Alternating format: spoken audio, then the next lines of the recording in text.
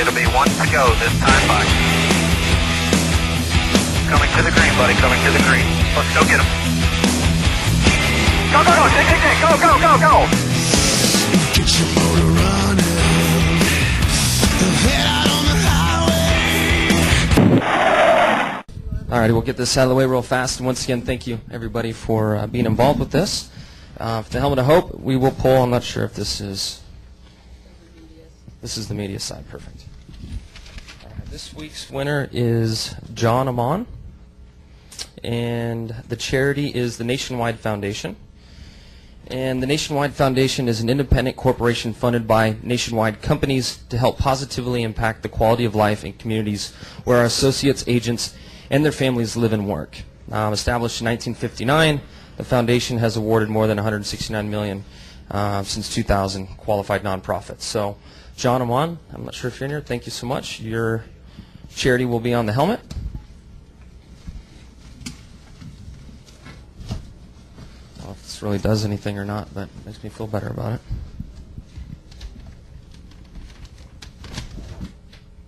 And then the fan is Marion Buck. The charity is Alex's Lemonade Stand. This is great. This is for my 5-year-old granddaughter, Fiona, who at the age of 3 picked a pretty blue car as her favorite. At age 4, when saying her God bless at night, she quickly followed with Mom and Dad and God bless Jimmie Johnson. Now she has a 3-year-old brother, Ethan, and they are holding Alex's Lemonade Stand, their personal connection to the loss of their 6-year-old cousin, Shannon, who died before they were born to a rare form of brain cancer. Fiona says she wants to help kids with brain cancer like Shannon. So perfect. Great job there, Jimmy. Appreciate it. All righty, now down to business. Okay, we are pleased to be joined now with Jimmie Johnson, driver of the number 48 Lowe's Chevrolet. Jimmy's currently 4th in our point standings. More importantly, he's coming off a victory last week at the Brickyard, his 2nd win of the season.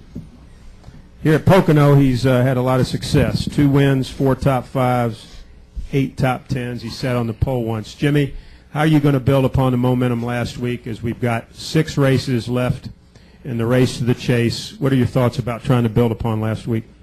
Well, I think we've got a great foundation to work from with the performance we had here in the spring. Indy went really well. I think we had one of the best cars throughout the entire weekend. At the end, the 11 and the 99 had much more pace than I anticipated them having. So I still think we have some work to do. The 9 was really strong here in the spring. But we're doing the right things. And I keep saying this, but it's so true. To see all this hard work pay off, it's extremely gratifying to myself and this team. We won the Brickyard. We were testing Monday and Tuesday. I mean, we've been working really hard to understand this car, and there are days where we feel like we've got it under control, and other days where we feel like we're totally lost. And now we have more days where we feel like we're in control than we're lost, and I think it's in the right time and leading into the chase. We feel very good about where we're at and what we're doing. All right, we'll take questions now for Jimmie Johnson. If you have one, raise your hand. We'll bring you the mic. State your name and affiliation, if you would, please. We'll start right over here. Jamie Little, ESPN. Jimmy, I think it was at Dover. You told me it was right after the test here that you guys hit on something and you were so excited about it.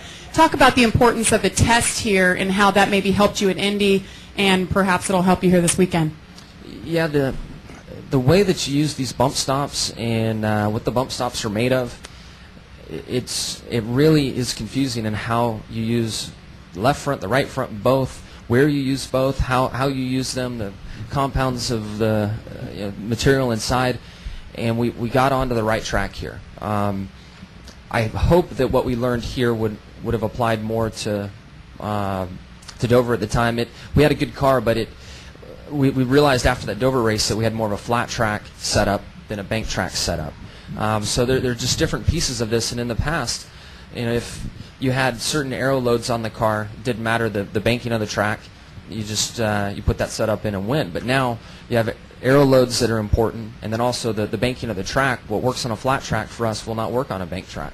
So we've been just chipping away at it, and we've seen a lot of positive things from week to week, and we think we can take it to the next track, and then reality hits and it doesn't work, and we got to start over. But the season's long enough, and we've been through enough combinations of tracks to where we can start applying the right things. And I'm very happy. I think what we learned here at Pocono in the spring carried over to Michigan, and we were really able to show it at Michigan. Also at Indy and coming back, we're in good shape. And hopefully this stuff will also work at Phoenix, Loudon, Richmond. They're flat and have similar banking. Go ahead. David Poole, Star Observer. Of all people in the sport, How can I not find you? There you are. Way over in the corner here. Of all the people in the sport, a lot of people talk about how you have to stay ahead of the curve. You have to stay ahead of the curve. But for 2 years, you guys were the curve. I mean, you didn't have to stay ahead of it. You guys were setting it. And then it started this season. You talked about it last week. In Vegas, you go out there with a car that wasn't wrecked, and you couldn't run within 3 seconds of the leader. Is that you understand that that's the way it is, but when it finally happens to your team and you're just completely lost, is that as disquieting and unsettling as it seems like it would be to somebody like me who, you had it all figured out for so long, and all of a sudden it was just gone? Yeah, absolutely. I think it took us maybe 3 or 4 race weekends to admit we had a problem, because at first we thought, well, it's just a bad test. And then we go back out for the race and we're like, ooh, bad race, but we can't be that far off. And we worked extremely hard over the off season, but unfortunately we worked in the wrong areas. I mean, it's not that we weren't pushing the curve up, but we just weren't in the right area of pushing the curve. So we were in a bit of shock for a while, and then we admitted it's kind of like the 3-step program or some type of addiction program where you got to first recognize you have a problem and then address it. We had to go through those steps, and now we're coming through it.